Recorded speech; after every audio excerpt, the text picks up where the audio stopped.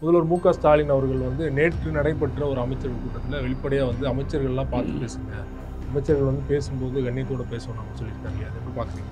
இன்றைக்கி வலதுசாரி சக்திகள் 10 வருஷமாக ஆட்சியில் இருக்காங்க. தமிழ்நாட்டிலே அவங்க பலமான குரல் கொடுக்குற இடத்துல இருக்காங்க. உங்களை வந்து அவங்க இந்துக்களின் விரோதின்னு ஸ்டாம்ப் பண்ணுறதுல ரொம்ப தெளிவாக இருக்காங்க. அதை வச்சு தான் அவங்க ஓட்டு வங்கியை உருவாக்குறாங்க. அப்படி முந்தி கருணாநிதிலாம் பேசினபோது அப்பவும் எதிர்ப்பு வரும். ஆனால் அது வந்து வடநாட்டோடு இருந்துடும். இங்கே தமிழ்நாட்டிலே எதிர்ப்பே இருக்காது. இன்றைக்கி தமிழ்நாட்டிலே எதிர்ப்பு வருது. அப்போ நீங்கள் கேர்ஃபுல்லாக இருக்க வேண்டிய அவசியம் இருக்குது. அவர் சும்மா இல்லாத அங்கே விழுப்புரத்தில் வந்து லக்ஷ்மணன் ஒருத்தர் இருக்கார். அவர் ஏடிஎம்கேல வந்தவர், நல்ல ஒர்க்கர். அவரை வந்து விழுப்புரம் 2 தொகுதிக்கு மாவட்ட செயலராக போட்டிருக்காங்க. அவரை ஃபங்க்ஷன் பண்ணவே விட மாட்டேன்றார். அவர் செயல்படவே விட மாட்டேன்றார். அவர் அங்கே இருக்கிற திமுக ஆஃபீஸில் போய் உட்காரவே கூடாதுன்றார். இவர் நான் கட்டின ஆஃபீஸில் நீ எப்படி உட்காருவேன்னு கேட்குறாரு. இவர் யாரை கேட்கறதுக்கு? ஸ்டாலின் அப்பாயின் பண்ண மாவட்ட செயலாளர் அவர் வேலை செய்ய விடலை, அங்கே ஒரு கோஷியை கிளப்பின்னு உட்காந்துருக்கார். இவர் பையன் மேலே ஊழல் வழக்கு இருக்குது, அதையே பொறுத்துன்னு மாவட்ட செயலாளர் பதவியை கொடுத்துருக்காங்க. செஞ்சி மஸ்தான் மேலே என்னவோ கம்ப்ளைண்ட் சொல்லி அவரை நீக்கினார். மறுபடியும் செஞ்சி மஸ்தான் கால கையை பிடிச்சி வந்துட்டார். ஸோ அங்கே வன்னியர்கள் டாமினண்ட்டாக இருக்கிற ஒரு ஏரியாவில் நீங்கள் என்ன பண்ணுறீங்க? இந்த மாதிரி பாலிடிக்ஸ்லாம் இங்கே பண்ணிகிட்டு இருக்கீங்க. அது வேற இவங்க ஸ்டாலினுக்கு கோவம். எப்போதுமே நீக்கம் அப்படிங்கிறது, கட்சி பதவிகள் அப்படிங்கிறது பொதுச் செயலாளர் துரைமுருகன் பேரில் தான் அறிக்கை வரும். ஆனால் பொன்முடி நீக்கத்தை வந்து ஸ்டாலின் அவர்கள் டைரெக்டாக வந்து அவரே வெளியிட்டிருந்தார் இல்லையா? ஸோ துரைமுருகன் அவர்களுமே கட்டம் கட்டப்படுறாங்க அப்படிங்கிற ஒரு கேள்வி வருது இல்லையா? நீங்கள் இந்த மாதிரி பேசுகிறீங்க. நீங்கள் வந்து ஒரு பொன்முடி நீக்கத்துக்கான உரிமை உங்களுக்கு இல்லைன்னு அவரே இஷ்யூ பண்ணிட்டார். நீங்கள் பொதுச் செயலாளர் தான், உங்கள் பேரை தான் அறிக்கை விடணும். ஆனால் நீங்களே எப்படி இருக்கீங்களே, உங்களுக்கு எப்படி நான் உணர்த்துறது? அவருக்கும் உணர்த்தினார், அதனால் மன்னிப்பு கேட்டார் அவர் உடனே. யங்ஸ்டர்ஸ்க்கு இந்த வாட்டி அதிகமாக வாய்ப்பு கொடுக்க போகிறாங்க திமுகவில். ஸோ பல சீனியர்கள் வந்து கட்டம் கட்டப்படுவார்கள், வாய்ப்பு கிடைக்காது சட்டமன்ற தேர்தலில். இல்லை, இந்த வாட்டி வரப்போகிற எலெக்ஷன்ஸில் வந்து இருக்கிற எம்எல்ஏக்களில் குறைந்தபட்சம் போட்டி போடுற எம்எல்ஏக்களில் குறைந்தபட்சம் 50% உதயநிதி ஆட்கள் தான்.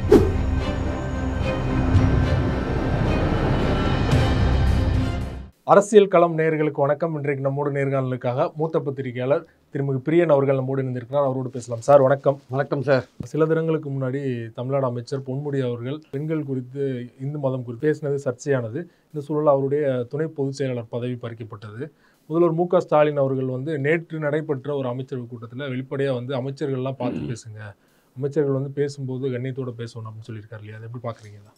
இல்லை, அதாவது கரெக்டு தான். அதாவது வந்து ஒரு தடவை ஸ்டாலின் தான் சொன்னார், எனக்கு காலையில் தூங்கி எழுந்தவுடனே என்ன பிரச்சனை வரும்னு தெரியல, அது மாதிரி இருக்குது, தூங்க விட மாட்டாங்க, தூக்கமே வராத நிலைமையில் இருக்குது. ஏன்னா அப்படி பேசுகிறாங்க சில பேருடைய பேச்சு வந்து அது மாதிரி வந்து பிரச்சனையை கொடுக்குது, ஆட்சிக்கும் கொடுக்குது, கட்சிக்கும் கொடுக்குது அப்படின்னு. அதாவது ஒரு விஷயத்தை அடிப்படையாக திமுகவினர் புரிந்து கொள்ள வேண்டும். முந்தியெல்லாம் கருணாநிதி மற்ற திராவிட கழக தலைவர்கள், பெரியார் எல்லாரும் பேசின போதெல்லாம் இங்கே வந்து வலதுசாரி சக்திகள் வந்து அவ்வளோ ஸ்ட்ராங்காக இல்லை. பிஜேபி போன்ற சக்திகள் ஸ்ட்ராங்காக இல்லை, இந்து அமைப்புகள் ஸ்ட்ராங்காக இல்லை. இன்றைக்கி வலதுசாரி சக்திகள் 10 வருஷமாக ஆட்சியில் இருக்காங்க. அவன் எல்லா இடத்துலையும் அவனுடைய ஆதிக்கத்தை வந்து பண்ணிகிட்டே இருக்கான், எக்ஸ்டெண்ட் பண்ணிகிட்டே இருக்கான். தமிழ்நாட்டிலையும் அவங்க பலமான குரல் கொடுக்குற இடத்துல இருக்காங்க. உங்களை வந்து அவங்க இந்துக்களின் விரோதின்னு ஸ்டாம்ப் பண்ணுறதுல ரொம்ப தெளிவாக இருக்காங்க. அதை வச்சு தான் அவங்க ஓட்டு வங்கியை உருவாக்குறாங்க. அப்படி முந்தி கருணாநிதிலாம் பேசினபோது கருணாநிதியும் பலர் பேசியிருக்கார். அப்பவும் எதிர்ப்பு வரும். ஆனால் அது வந்து வடநாட்டோடு இருந்துடும். இங்கே தமிழ்நாட்டிலே எதிர்ப்பே இருக்காது. இன்றைக்கி தமிழ்நாட்டிலே எதிர்ப்பு வருது. அப்போ நீங்கள் கேர்ஃபுல்லாக இருக்க வேண்டிய அவசியம் இருக்குது. ஏன்னா தமிழ்நாட்டிலையும் பாஜக போன்ற சக்திகள், இந்து இயக்கங்களின் ஆதிக்கம் இங்கே அதிகமாகிட்டுருக்கு. அவங்க அந்த அளவுக்கு பிரச்சாரத்தை பலப்படுத்தின்னு வந்துட்டுருக்காங்க. அதனால் அவங்களுக்கு நீங்கள் ஒரு பெரிய எதிரியாக இருக்கீங்க. திராவிட இயக்கம் ஒரு பெரிய எதிரியாக இருக்குது. திராவிட ஐடியல் வந்து பெரிய எதிரியாக இருக்குது. ஸோ இந்துத்துவ ஐடியாலஜி என்ன நினைக்குது பாஜக? இவன் நமக்கு முதல் எதிரி இவன் தான், இவனை ஒழிக்கணும்னு நினைக்கிறேன். அதிமுக கூட எதிரி இல்லை, இவனை ஒழிக்கணும்னு நினச்சி அதுக்கான வேலைகளை செய்யுது. அப்போது நீங்கள் எவ்வளோ கேர்ஃபுல்லாக இருக்க வேண்டிய அவசியம் இருக்குது. நீங்கள் மாநில உரிமைகளுக்காக போராடுறீங்க, மத்திய சேர்த்துக்கு கோர்ட்டுக்கு போகிறீங்க, அவங்களை சங்கடத்துக்கு உள்ளாக்குறீங்க, பல விஷயங்கள் நீங்கள் பண்ணுறீங்க. அப்போது ஒரு இந்த ஐடியாலஜிக்கலாக பார்த்தீங்கன்னா கூட அப்போது இந்துத்துவா இருக்கிற பாஜக வந்து திமுகவை வந்து ஒழிச்சு கட்டணுன்ற ஒரு இதில் தெளிவாக இருக்காங்க. அப்போது உங்களுடைய ஒவ்வொரு பேச்சையும் அவங்க எடுத்துகிட்டு அவங்களுக்கு ஆதரவான ஒரு மக்களை வந்து ஹிந்து ரீதியாக இந்துத்துவ ஓட்டு வங்கியாக கன்வெர்ட் பண்ணுறதுக்கான ஒரு முயற்சியில் இறங்குறாங்க. அப்போ நீங்கள் ரொம்ப கேர்ஃபுல். நீங்கள் பழைய தத்துவத்தை சொல்லி நீங்கள் என்னதான் சொல்லுங்கள் சார், நான் எல்லா இடத்துலையுமே 99% கடவுள் நம்பிக்கை உள்ளவனா ஏதோ ஒரு வகையில் கடவுள், நீங்கள் கடவுள்னா கூட ஏதோ ஒரு நமக்கு மேலே ஒரு சக்தி இருக்குவா அப்படின்னு நினச்சிட்டு இருப்பான். பெரியார் மாதிரி எல்லாருமே இருக்க மாட்டாங்க. 2% திமுகவில் கூட 2-3% இருப்பாங்க. ஆனால் திமுகவில் 98% கடவுள் நம்பிக்கை உள்ளதான் இருப்பான். முதல்வர் ஸ்டாலினே 90% இந்துக்கள்னு சொல்லிட்டாரு. நேற்று சேகர்பாபு அவர்கள் கடவுளே இருந்தனா ஓட்டு நம்ம திமுக தான் போடுவேன். அவங்க இப்போ பணிவெளி காவடி எடுத்துன்னு போகிறவங்க பார்த்தீங்கன்னா பாதி பேர் திமுக காரனாக தான் இருப்பான். அது வந்து இப்போ பாரம்பரியமாக பல 100 வருஷங்களாக இருக்கிற நம்பிக்கையாக இருக்குது. நீங்கள் திடீர்னு வந்து இந்த மாதிரி ஒரு மத நம்பிக்கை, நீங்கள் நாத்திகராக இருக்கலாம், அதுக்கு நீங்கள் வந்து ஒரு அரசாங்கத்தில் இருக்கீங்க. அரசாங்கன்றது எல்லாரையும் பிரதிபலிக்கிற ஒரு மந்திரி, நீங்கள் எல்லோருக்குமான மந்திரியாக இருக்கீங்க, எல்லோருக்குமான சிஎம்மாக இருக்கீங்க. அப்போ நீங்கள் பேசுகிற ஒவ்வொரு இது இப்போது பிரதமர் இருக்கார், அவர் பேசுகிறது எவ்வளோ மோசமான பேச்சு. உங்கள் தாலியை பிடுங்கி முஸ்லீம் கொடுத்துருவோம், அவங்க தங்கத்தை பிடுங்கி முஸ்லீம் கொடுத்துருவோம், அவங்க எருமாட்டை பிடுங்கி முஸ்லீம் கொடுத்துருவாங்கலாம் தேர்தல் பிரச்சாரத்தில் பேசுகிறாரு அவர். சமீபத்தில் கூட சைக்கிள் டியூப் போட்டுவாங்க அப்படிலாம் பேசுகிறாரு. முஸ்லீம் அதான் முஸ்லீம் இளைஞர்கள்லாம் பஞ்சர் போட்டுருக்காங்க அப்படின்னு பேசுகிறாங்க. ஆனால் பக்போர்டு சொத்தை வந்து ஏழைகளுக்கு கொடுக்கலன்றதுனால பேசுகிறார். நான் வந்து அப்படி பார்த்தா ஆர்எஸ்எஸ் வந்து இந்தியாவை வந்து சரியாகவே வழிநடத்தலை, உங்களை சரியாக வழிநடத்தினா நீங்கள் டிவி திருக்க வேண்டிய அவசியம் இல்லைன்னு ஒருத்தன் சொல்கிறாங்க. ஆக்சுவலாக ஒவைசி சொல்லியிருக்காரு, அது நெத்தியடி பதிலாக சொல்லியிருக்காரு. நீங்கள் ஏன் அப்போ டிவி விற்றீங்க? சரி, நீங்கள் ஒழுங்காக நீங்கள் எத்தனை வருஷம் நீங்கள் நாட்டில் ஆண்டுன்னு இருக்கீங்க, அங்கே இருக்கிற பசங்களுக்கெல்லாம் ஒழுங்காக படிப்பை கொடுத்தீங்கன்னா கொடுத்துருக்கலாம்ல. அவன் இங்கே வந்து பானிபூரி விற்றுன்னு இருக்கான். நீங்கள் தான் ஆண்டு இருக்கீங்க வடக்கில் பல மாநிலங்களில் பல வருஷங்களா. அவனை படிக்காதே வச்சுருக்கீங்க, அவனை மத ரீதியாக மதவெறியாக வளர்த்துருக்கீங்களே தவிர அவனை படித்து அவனை வந்து மேலே கொண்டுறீங்களா? அவன் இங்கே வந்து பானிபூரி விற்றுட்டு டெய்லி ட்ரெயினில் 10,000 பேர் வந்துகிட்டே இருக்கானே தமிழ்நாட்டுக்கு, ஏன் வந்துட்டு இருக்கான்? அதனால் நம்ம பாயிண்ட் என்னென்னா வந்து அந்த மாதிரிலாம் சூழல் இருக்கிற போது இங்கே இருக்கிற மந்திரிகள் வந்து கேர்ஃபுல்லாக பேச வேண்டிய அவசியம் இருக்குது. பொன்முடி வந்து கொஞ்சம் அவர் வந்து ஊழல் வழக்கில் தண்டிக்கப்பட்டு சுப்ரீம் கோர்ட்டு போய் தண்டனையும் தீர்ப்பையும் நிறுத்தி வச்சுருக்காங்க. போத் சென்டென்ஸ் அண்ட் கன்விக்ஷன் நிறுத்தி வச்சுருக்காங்க. அப்போ தான் அவர் மந்திரியாக இருக்கார் மறுபடியும். அதனால தான் வெறும் தண்டனை நிறுத்தி வச்சா மட்டும் மந்திரி ஆக முடியாது, தீர்ப்பையும் நிறுத்தி வைக்கணும். அதுதான் மந்திரியாக இருக்கார். சரி, நீங்கள் உங்களுக்கு மந்திரி பதவி கொடுத்துருக்கார், விமர்சனம் இருந்தால் கூட ஸ்டாலின் மந்திரி பதவி கொடுத்துருக்காரு. அப்போ நீங்கள் எவ்வளோ கேர்ஃபுல்லாக இருக்கணும். நீங்கள் இப்போ செந்தில் பாலாஜி இருக்கார், அவர் மேலே ஏகப்பட்ட விஷயம் இருக்குது, அவருக்கும் மந்திரி பதவி கொடுத்துருக்காங்க. ரொம்ப ஜாக்கிரதையாக பேசுகிறார் அவர். ரொம்ப பேசுகிறதெல்லாம் கிடையாது, பேசுகிறதே கிடையாது, பெரும்பாலும் பேசுகிறது அவ்வளோதான். ஆமாம், இலாக்கா சம்மந்தமாக ஒன்று பேசுகிற அவ்வளோதான். நீங்கள் போய் திராவிட கழகம் ஒரு பெரியார் திராவிட கழகம் அதில் போய் பேசியிருக்கீங்க. சரி, நீங்கள் அதில் போய் பேச கூட செய்யலாம், உங்கள் கருத்தை வந்து நாகரிகமாக சொல்லலாம். அதை விட்டுட்டு எதுக்கு நீங்கள் வந்து ஒரு ஆபாசமான ஒரு விஷயத்தை மத சின்னங்களோட தொடர்புபடுத்தி பேசுகிறீங்க? மத சின்னங்களோட எது தொடர்புபடுத்துறீங்க? ஒரு விலை மாதர், அடுத்து இது பெண்களை விலை மாதுன்னு கொச்சைப்படுத்துறீங்க. ஆபாச சின்னங்களோட பெண்கள் கூட விட்டுருங்க, அவர் விலை மாதுன்னு சொல்லிட்டாரு. நம்ம நாட்டில் விலை மாதுன்னா ப்ராஸ்டியூட்ஸ் இருக்க தான் செய்கிறாங்க. ஆனால் நீங்கள் மத சின்னங்களை காமிக்கிறீங்கல்ல, அதை காமிச்சு விரசமாக பேசுகிறீங்கல்ல, அப்போ அந்த சின்னத்தை வந்து ஒரு விரசமான ஒரு செயல்பாடோடு நீங்கள் கம்பேர் பண்ணுறீங்கல்ல, அது எவ்வளோ தப்பான ஒரு விஷயம் அது. அப்போ அதை யூஸ் பண்ணுறவங்க, ஒரு நம்பிக்கையோடு போடுறவங்க, அவங்களோட மனசை புண்படுத்துறீங்கல்ல. ஏற்கனவே இந்துக்களுக்கு எதிரானது திமுக அப்படின்னு கட்டமைக்க எடுத்து கொடுத்து அதை வந்து ரொம்ப சீரியஸாக கட்டமைக்கிற லெவலில் பாஜகவும் இந்து அமைப்புகளும் ஒர்க் பண்ணிட்டு இருக்கும்போது நீங்கள் அதுக்கு தேனி போடுற மாதிரி விஷயங்கள் நீங்கள் பண்ணலாமா? நீங்கள் அது தப்பு இல்லை அது. அப்புறம் நீங்கள் திமுகலேருந்து விலைக்கு போங்க, திராவிட கழகத்தில் போய் சேருங்க, நீங்கள் மேலே விசாரணை பண்ணுங்கள், கேஸ் போட்டால் சந்திங்க. அரசாங்கத்தில் இருந்து கொண்டு ஆட்சியை செஞ்சு கொண்டு நீங்கள் வந்து இது மாதிரி எல்லா மக்களுக்கும் மந்திரியாக இருந்து கொண்டு நீங்கள் இப்படி பேசலாமா? இது ஸ்டாலினுக்கு, அதாவது கருணாநிதி சந்திக்காத பல பிரச்சனைகளை ஸ்டாலின் சந்திக்கிறார். கருணாநிதி இது மாதிரிலாம் பேசின போது அவர் எதிர்க்கிறதுக்கு இங்கே ஆள் கிடையாது சார். அண்ணா பேசின போது எதிர்க்கிறதுக்கு ஆள் கிடையாதுங்க. பெரியார் பேசின போது எதிர்க்கிறதுக்கு ஆள் கிடையாது. அப்போ இந்து இயக்கங்கள்லாம் வளரலை, எல்லாம் ஒன்றும் இல்லை. அப்போ வந்து 10 வருஷம் பாஜக மத்தியில் ஆளலை. இப்போ எல்லாமே வந்து அவங்க ராட்சசத்தனமாக வளர்ந்துருக்காங்க. அவங்க அதிகாரம் கையில் இருக்குது. எல்லா இடத்துலையும் எந்தெந்த இடத்துல அவங்க ஆட்கள் இருக்கணுமோ அந்தந்த இடத்துல அவங்க ஆட்கள் இருக்காங்க.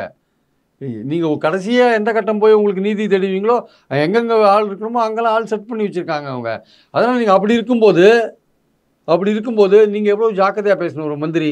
ஸோ இவருக்கு வந்து வெறும் இதை எடுத்தால் போகாது, ஆக்சுவலாக கட்சி பதவி எடுத்தால் போகாது, அவர் வந்து அமைச்சர் பதவியை தூக்கணும் அவருக்கு. இன்னொன்று, அவர் சும்மா இல்லாத அங்கே விழுப்புரத்தில் வந்து லக்ஷ்மணன் ஒருத்தர் இருக்கார், அவர் ஏடிஎம்கேல வந்தவர், நல்ல ஒர்க்கர். அவரை வந்து விழுப்புரம் 2 தொகுதிக்கு மாவட்ட செயலராக போட்டிருக்காங்க. அவரை ஃபங்க்ஷன் பண்ணவே விட மாட்டேன்றார், அவர் செயல்படவே விட மாட்டேன்றார். அவர் அங்கே இருக்கிற திமுக ஆஃபீஸில் போய் உட்காரவே கூடாதுன்றார். இவர் நான் கட்டின ஆஃபீஸில் நீ எப்படி உட்காருவேன்னு கேட்குறாரு. இவர் யாரை கேட்கறதுக்கு? ஸ்டாலின் அப்பாயின் பண்ண மாவட்ட செயலாளர், அவர் வேலை செய்ய விடலை, அங்கே ஒரு கோஷியை கிளப்பின்னு உட்காந்துருக்கார். இவர் பையன் மேலே ஊழல் வழக்கு இருக்குது, அதையே பொறுத்துன்னு மாவட்ட செயலாளர் பதவியை கொடுத்துருக்காங்க. செஞ்சி மஸ்தான் மேலே என்னவோ கம்ப்ளைண்ட் சொல்லி அவரை நீக்கினார், மறுபடியும் செஞ்சி மஸ்தான் கால கையை பிடிச்சி வந்துட்டார். ஸோ அங்கே வன்னியர்கள் டாமினண்ட்டாக இருக்கிற ஒரு ஏரியாவில் நீங்கள் என்ன பண்ணுறீங்க? இந்த மாதிரி பாலிடிக்ஸ்லாம் இங்கே பண்ணிகிட்ருக்கீங்க. அது வேறு இவங்க ஸ்டாலினுக்கு கோவம். சரின்னு பார்த்தாரு, இப்படி பேசினோடனே டக்குன்னு இதை பிடிக்கிட்டாரு. ஆனால் இது மட்டும் போகாது, அவர் மந்திரி பதவியிலேருந்து கிளம்பினார். கிளம்பி அவர் கொஞ்ச நாள் வெளியில் இருந்தார்னா தான் அவர் கொஞ்சம் யோசிப்பார். எவ்வளோ பெரிய ஒரு சிக்கலான சமயத்தில் அவருக்கு மந்திரி பதவியை கொடுக்குறாரு ஸ்டாலின். அப்போ நீங்கள் எவ்வளோ ஜாக்கிரதையாக நீங்கள் இருக்கணும். நீங்கள் இது மாதிரிலாம் பேசுறதுக்கு உங்களுக்கு யார் சொன்னாங்க? உங்கள் கொள்கையெல்லாம் ஒரு பக்கம் இருக்கட்டும். இப்போது ராஜா வந்து ரொம்ப இன்டலெக்சுவல், இதில் டிஎம்கேல இருக்க ராஜா எம்பி உண்மையிலே ஒரு நாத்திகன் தான். ஆனால் அதே சமயம் அவர் வந்து இங்கே வந்து ஓட்டு வாங்கி தான் நீங்கள் ஆட்சி அமைக்க வேண்டியிருக்கு. அந்த ஓட்டு வாங்குற இடத்துல உங்களுக்கு எதிரான ஒரு பிரச்சாரம் இருக்குது. நீங்கள் இந்துக்களின் விரோதின்ற பிரச்சாரத்தை பாஜக ஸ்ட்ராங்காக கையில் எடுக்கிறாங்க, இந்து முன்னணி ஸ்ட்ராங்காக கையில் எடுக்குது. அப்போது ராஜா போன்றவர்கள், இந்த நாத்திகத்தில் நம்பிக்கை கொண்டவர்கள், இந்த பொன்முடி போன்றவர்கள், இவங்கெல்லாம் கொஞ்சம் ஈவன் திராவிட கழகத்தோட திமுகவுடைய உறவு அதெல்லாம் கூட கொஞ்சம் அந்த மேடைகளை பகிர்ந்து கொள்வது. 2021 தேர்தலே ஆராசா பேசினது தான் எடப்பாடி கையில் எடுத்து பெரிய விஷயமாச்சு இல்லை? அது பெரிய விஷயமாச்சு இல்லை? கொங்கு நாட்டில் வந்து தோத்தீங்கல்ல, 40 இடத்துல தோத்தீங்கல்ல, அது ஒரு காரணம், அதுவும் ஒரு காரணம். அப்போ நீங்கள் எவ்வளோ கேர்ஃபுல்லாக இருக்க வேண்டியதாக இருக்குது. அப்போது ஸ்டாலின் சொல்கிறது கரெக்ட் தான். ஸ்டாலின் வந்து இவங்களெல்லாம் கேர்ஃபுல்லாக இருக்க சொல்கிறாருன்னா, அவர் வந்து எந்தெந்த இடத்துல நீங்கள் பெரியாரோட கொள்கையை சொல்லணுமோ அதை நாகரிகமாக சொல்லிட்டு போகணும், அது வேறு விஷயம். அது இந்த கவர்மெண்ட்டே வந்து பெரியாருக்கான ஒரு கவர்மெண்ட்டு தான் இருக்குது. அது கலைஞர் பாலிசியை கையாண்டுருக்கு, அண்ணா சொன்ன விஷயங்களை கையாண்டு வந்தால் மற்றவர்கள் மனதை புண்படுத்துகிற மாதிரியான ஒரு விஷயத்தை நீங்கள் வந்து கையாண்டிங்கன்னா, அதுவும் மத சம்பந்தப்பட்ட விஷயங்களை கையாண்டிங்கன்னா அது உங்களுக்கு எதிராக போகும். அதை நீங்கள் பண்ணக்கூடாது. அது இவருக்கு இப்போ பொன்முடிக்கு வந்து ஒரு கட்சி பதவி எடுத்தால் மட்டும் போகாது, கட்சிக்குள்ளேயும் குழப்பம் பண்ணுறாரு விழுப்புரத்தில். ஸோ கட்சி பதவி எடுத்தால் போகாது, இவர் கொஞ்ச நாள் மந்திரி பதவியிலேருந்து விலக்கி வைக்கிறது ஸ்டாலின் அவர்களுக்கு நல்லது என்பது என்னுடைய கருத்து. அது உடனடியாக பண்ணாட்டி கூட கொஞ்ச நாள் கட்சி பண்ணலாம். அதை ஒரு பக்கம் பொன்முடி அவர்கள், இன்னொரு பக்கம் பார்த்தீங்கன்னா துரைமுருகன் அவர்கள் பேசினது சர்ச்சையானது. மாற்றுத்திறனாளிகள் குறித்து ரொம்ப இழிவாக பேசியிருந்தார். அதற்கு வந்து பொன்முடி அவர்கள் நீக்கத்துக்கு அப்புறமா உடனே துரைமுருகன் அவர்கள் மன்னிப்பு கேட்டார்.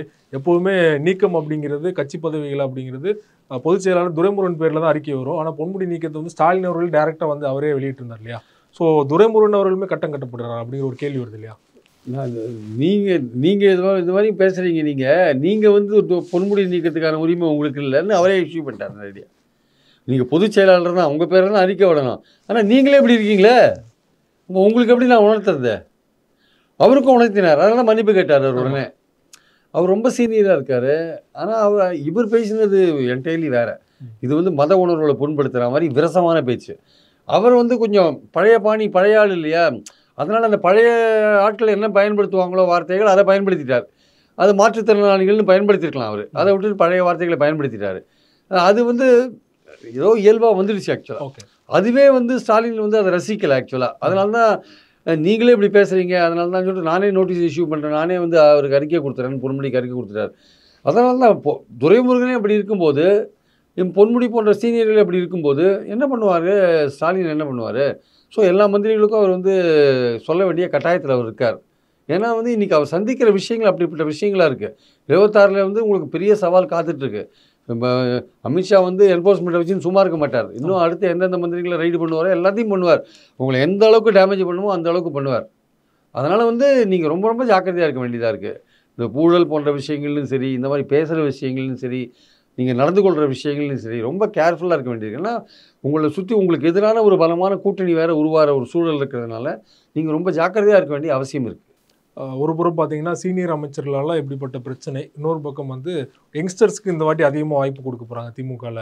ஸோ பல சீனியர்கள் வந்து கட்டம் கட்டப்படுவார்கள், வாய்ப்பு கிடைக்காது சட்டமன்ற தேர்தலில் அப்படிலாம் வந்து தகவல் வருது இல்லையா? இல்லை, இந்த வாட்டி வரப்போகிற எலெக்ஷன்ஸில் வந்து இருக்கிற எம்எல்ஏக்களில் குறைந்தபட்சம் போட்டி போடுற எம்எல்ஏக்களில் குறைந்தபட்சம் 50% உதயநிதி ஆட்கள் தான் இருப்பாங்க. ஓகே, அதில் ஒன்றும் இளைஞர்கள். ஓகே, இளைஞர் அணியிலேருந்து தான், இளைஞர் அணியிலேருந்து 50% இளைஞர் அணியிலேருந்து தான் இருப்பாங்க. அதில் எந்த விதமான சந்தேகமும் கிடையாது. ஏன்னா எதிர்காலம் வந்து உதயநிதி தலைமையில் தான் திமுக இருக்க போகிறது. ஸோ அதுக்கேற்றபடி தான் களத்தை அவங்க தயார் பண்ணுறாங்க. அவங்க அடுத்தது ரெடி பண்ணிட்டாங்க சார் தலைவரை. அப்போ அவருக்கு ஏற்றபடி தான் அவர் ஆளுங்களை போடுவார். எப்படி ஸ்டாலின் வரும்போது அவருக்கு ஏற்றபடி அவர் ஆளுங்களை போட்டுன்னு வந்தாரோ, அதே மாதிரி உதயநிதி அவருக்கேற்ற ஒரு இளைஞர் அணியில் இருக்கிற அவருக்கு நம்பிக்கையான ஆட்களை தான் மறுபடியும் எம்எல்ஏவாக போடுவார். நாளைக்கு எந்த பிரச்சனை எப்படி வரும்னு தெரியாது. அதனால் கண்டிப்பாக வந்து இளைஞர்களுக்கு வாய்ப்புன்றது இளைஞர் அணிக்கான வாய்ப்பு, அது உதயநிதிக்கான ஆட்களுக்கான வாய்ப்புன்னு தான் என்னுடைய கருத்தை. அந்த மாதிரி சீனியர் அமைச்சர்கள் ஓரங்கட்டப்படும் போது அதுதான் கட்சிக்கு ஏதாவது பிரச்சனை ஏற்படுத்துவாங்களோ தனிப்பட்ட முறையில், அந்த மாதிரி ஏதாவது சிக்கல் இருக்கும்? நிச்சயமாக அதிருப்தியாளர்கள்லாம் இருக்க தான் செய்வாங்க. ஆனால் அவங்க அதிருப்தியாளர்கள் வந்து சரி இத்தனை வருஷம் நம்ம இருந்துட்டோமே, நம்ம இதோட நம்ம ரிட்டையர் ஆகிக்கலாம், இல்லை நம்ம கட்சி வேலைகளை செய்யலாம், சமாதானப்படுத்துறதுக்கு மகனுக்கு வாய்ப்பு. அந்த எல்லா சீனியர் மந்திரியோட மகனுக்கும் வாய்ப்பு கொடுக்குறாங்கல்ல. நேருவோட பையனுக்கு வாய்ப்பு கொடுக்குறாங்க, பொன்முடி பையனுக்கு வாய்ப்பு கொடுக்குறாங்க. இப்போ வேலுவோட பையனுக்கு ஒருத்தர் தான் ரெடியாக கொடுக்கல. அதுவும் இப்போ வரப்போகிற எலெக்ஷன் அவருக்கு ரொம்ப வருத்தம். அதுவும் கொடுத்துருவாங்க, வரப்போகிற எலெக்ஷனில் கொடுத்துருவாங்க. டிஆர் பாலுவோட பையனும் மந்திரியாக இருக்கார், துரைமுருகன் பையனும் எம்பியாக இருக்கார். எல்லா சீனியர் பையனெல்லாம் அக்காமடேட் பண்ணியாச்சு. சரி, குடும்பமே திமுகவாக இருக்குது, அடுத்த தலைமுறையை ரெடி பண்ணுறாங்க, தலைமைக்கும் அடுத்த தலைமுறையை ரெடி பண்ணுறாங்க.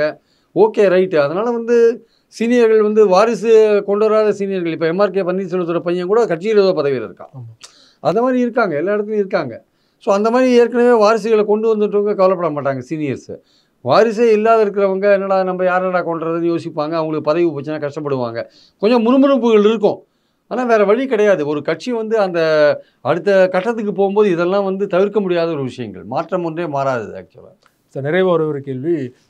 பாஜக அதிமுக கூட்டணி உறுதியாயிடுச்சு. மேடையிலே அமித்ஷா அவர்கள் தெளிவாக சொன்னார், தமிழ்நாட்டில் கூட்டணி ஆட்சி தான் 2026 அப்படின்னு சொல்லிட்டு. ஆனால் எடப்பாடி பழனிசாமி அவர்கள் அமித்ஷா அப்படி வார்த்தையை பயன்படுத்தலை.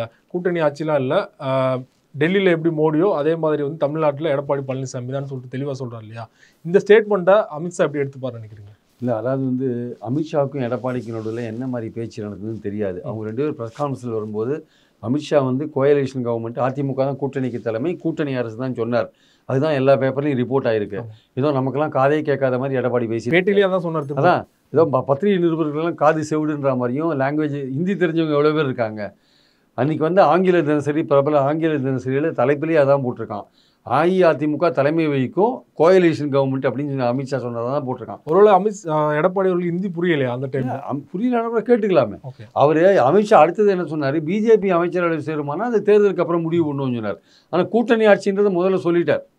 பிஜேபி சேருதா இல்லைன்னா அப்புறம் மற்ற கட்சிகள்லாம் இருக்குல்ல, பாமகவும் கூட்டணி தான் சொல்கிறான், எல்லாருமே கூட்டணி தானே சொல்கிறாங்க. தேமுதிகவும் சொல்கிறாங்க. பிஜேபியில் இருக்கிற தலைவர்கள் பலரும் இதுக்கு முன்னாடி என்ன சொல்கிறாங்க, அண்ணாமலை உட்பட எல்லாரும் 26 கூட்டணி ஆட்சி தான் சொல்கிறாங்க. ஸோ அது வந்து அதிமுகவோ திமுகவோ ஒரு கூட்டணியில் அதிகாரத்தில் பங்குன்ற விஷயத்துக்கு இதுவரையும் கொள்கை ரீதியில் ஒப்புக்கொள்ளலை. அதனால் இவங்க மறுக்க வேண்டிய நிலையில் இருக்காங்க. அது இவங்க மறுத்தாலுமே வந்து இந்த குட்டு வந்து வெளிப்பட்டுரும் கொஞ்ச நாள் கழிச்சு. எப்படின்னு பார்த்தீங்கன்னா, தேர்தலில் போட்டி போடுற இடங்கள் இருக்குல்ல, அதை வச்சு நீங்கள் தீர்மானிச்சிக்கலாம். சப்போஸ் அஇஅதிமுக 150 இடங்களில் போட்டி போடல வச்சுக்கோங்களேன், அது 130 இடங்களில் போட்டி போடுது, இல்லை 120 இடங்களில் போட்டி போடுது வச்சுக்கோங்க, அது மெஜாரிட்டி வரதுக்கான வாய்ப்பு இருக்காது. அப்போ அது 105 இடங்கள் வாங்குது, இல்லை 100 இடங்கள் வாங்குது, இல்லை ஒரு 90 இடங்கள் வாங்குது, மற்றவங்களாம் சேர்த்து ஆட்சி அமைக்கலான்ற போது அப்போ நீங்கள் கூட்டணி ஆட்சியை கொண்டு வர வேண்டிய கட்டாயத்தில் இருக்கும். உங்கள் தலைமை தான் இருக்கும், ஆனால் கூட்டணி ஆட்சி வந்துடும் இல்லை. ஸோ இப்போ நீங்கள் என்ன தான் மறுத்தாலுமே, இப்போ அவருக்கு ஏன் மறுக்க வேண்டிய அவசியம் வந்திருக்குன்னா, கீழே இருக்கிற கேடர்ஸ் வந்து அந்த கூட்டணியை ஒத்துக்க மாட்டேன்றான். ஆனால் இந்த கூட்டணி வந்து பலன் கொடுக்குற ஒரு கூட்டணி. 21 வந்து 75 இடங்கள் வாங்கினாங்க. 24 தனித்தனியாக நின்றபோது கூட சில தொகுதிகளில் 2 பேர் வாங்கின ஓட்டை கூட்டினா திமுக அணிக்கு மேலே சில தொகுதிகளில் வாங்கியிருக்காங்க. ஸோ பலன் கொடுக்குற கூட்டணி. இந்துத்துவ ஓட்டு வங்கி அப்படியே வாங்குறாங்க, மைனாரிட்டி ஓட்டு கடைக்காட்டி கூட. அப்போ விஜய் ஃபேக்டர் இல்லை, விஜய் ஃபேக்டர் புதுசாக வந்து விஜய் ஃபேக்டர் கொஞ்சம் ஓட்டை பிரிப்பா. ஆனால் இந்த கூட்டணி அமைஞ்சதுன்னா அதிமுக, பாஜக, பாமக, தேமுதிக, தினகரன், புதிய தமிழகம், ஜான் பாண்டியன், இந்த கூட்டணி அமைஞ்சதுன்னா கூட்டணி வந்து மக்கள் நம்பிக்கையில் வந்து திமுகவுக்கு எதிராக டஃப் கொடுக்குற கூட்டணியாக மாறும். அப்போது திமுக எதிர்ப்பு வாக்குகள் கூட இந்த அணிக்கு வரும். அவங்களுக்கு அப்புறம் இந்துத்துவ ஓட்டு வங்கியை பாஜக நைஸாக வளைச்சி போட்டுருவாங்க. அந்த மத ரீதியான பிரச்சாரத்தெல்லாம் கையில் எடுப்பாங்க. அதை எடுத்து ஓரளவுக்கு ட்ரை பண்ணி பார்ப்பாங்க. அப்போது விஜய், சீமான் கூட ஓரங்கட்டப்படுவார்கள். அப்போது இந்த கூட்டணி அரசுன்றது பார்த்திங்கன்னா இவங்களுடைய ஆசை அதுதான், பாஜக ஆசை அதுதான். அது அவங்க எப்படியாவது அதிகாரத்தில் வந்துடும்னு நினைக்கிறாங்க. அதனால தான் அப்போது போட்டி போடுற இடங்களை வச்சு நம்ம தீர்மானிச்சுக்கலாம். இப்போ பாஜக எப்படியும் குறைஞ்சது 50 தொகுதிகள் மேலே கேட்பாங்க அப்படின்னு சொல்கிறாங்க இல்லையா? இல்லை, அவங்க மைதான நாயகன் என்ன சொல்கிறாரு, இன்றைக்கி 4 இருக்குது, நாளைக்கு 40 இடத்துல கூட வின் பண்ணுறாங்க. 40 60 நிற்கணும். ஆமாம், 60 நிற்கணும். 60 கேட்டாருன்னு என்ன பண்ணுவீங்க? 60 கொடுத்துன்னு தெரியணும். அப்போ பாமகக்கு என்ன கொடுப்பீங்க, தேமுதிக என்ன கொடுப்பீங்க, நடுவில் சீமானை வரை இழுத்து போடலான்னு ட்ரை பண்ணுறான்றாங்க. அப்போ இவங்களுக்குலாம் டிஸ்ட்ரிபியூட் பண்ணிங்கன்னா சீமான் உள்ளே வந்துட்டார்னா அது கூட்டணி அரசு தான். ஓகே. ஆனால் சீமான் உள்ளே வராத நிலையிலையும் அதிமுக ரொம்ப குறைவாக போட்டி போடுது, பாஜக அதிகமாக போட்டி போடுதுன்னா அப்பவும் கூட்டணி அரசு தான். இதெல்லாம் வந்து இடங்கள் பங்கு போடுறதுல தெரிஞ்சிடும்.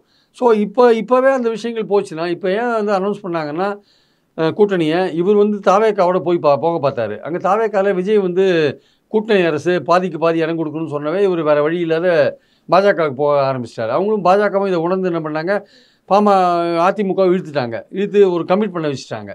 ஸோ இப்போ வந்து இவங்களுக்கு என்னென்னா தொண்டர்கள் மத்தியில் வந்து என்னாச்சுன்னா இது அதிருப்தியாக இருக்குது ஆக்சுவலாக.